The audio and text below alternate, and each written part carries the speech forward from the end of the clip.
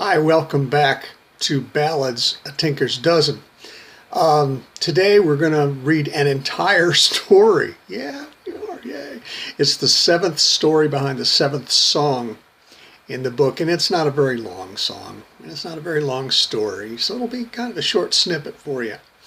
But if you're ready, we'll begin. Here we go. This one's called The Wind Shall Blow Forevermore.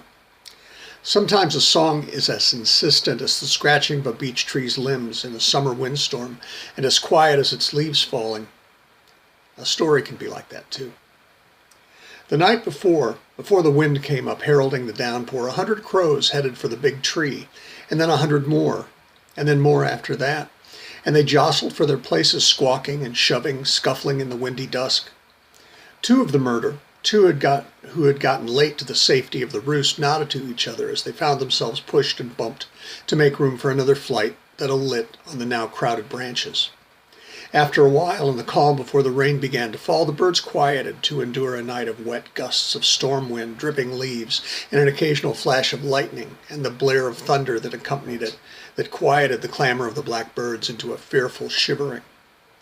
In the morning, the sun did not rise.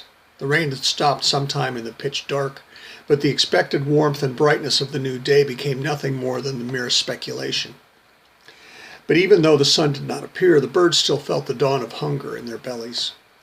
The two crows who had come late to the roost the night before flew off together, their companionship a thing made of appetite rather than of friendship.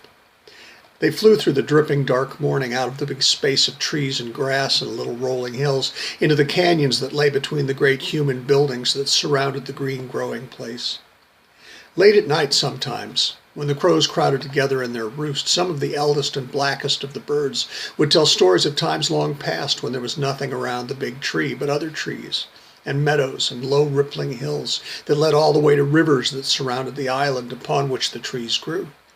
But these days were long gone.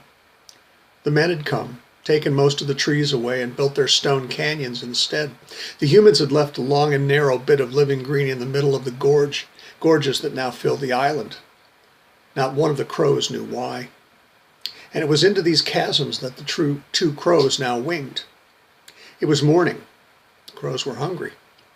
As they searched the streets and alleys for sustenance, the birds saw cast-offs and rubbish that might have been edible. But the first crow ignored this debris and flew faster. The crow that followed was content to be led to something better. The garbage would still be lying where it sat on the floor of the canyons if nothing better could be found, and if the humans' cars hadn't ground the refuse into the pavement. The first crow lighted on a metal bin that sat beside where the still empty street that bordered one of the thousands of marble-faced buildings in the city branched off into smaller, narrower cleft of an alley. The bin was filled with paper and discarded food that had not yet drawn the rats or the flies or spawned the maggots that it would later in the day. When the second crow landed on the metal bin, the first crow gave the newcomer a few seconds to settle itself, and then it said, "Here's where we will dine today. Last night as I was flying to the roost, I saw a tall man battling another for life itself. I knew that one would be lying here upon which to break our fast. No one but three suspects that he's dead: his dog, his friend, and his woman. His dog will howl its loneliness for a night or two. His friend will find others to help raise his glass. His woman will find another, a better one, she will think." The second crow squawked its approval and said, "I will perch on his pale white neck." The first crow nodded its assent and replied, "Since I found him, I will pluck out one of his blue eyes and leave the other for you. And then I will pull out a lock of his golden hair to line our nest for when the wind blows cold in the winter."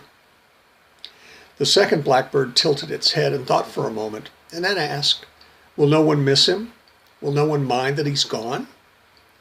The first bird explained with a sparkle in its eye, "His death gives us our meal and our life, and while some will miss him for a while, all will forget him, some sooner than others. And since no one knows where he is gone, only the wind will be reminded of him as it blows over his bones." So the second crow jumped down onto the dead man's neck, and the two carrion birds filled their bodies until they were sated.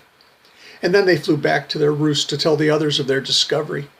There would be enough then to share. But by then, only the cold wind would know the dead man forevermore.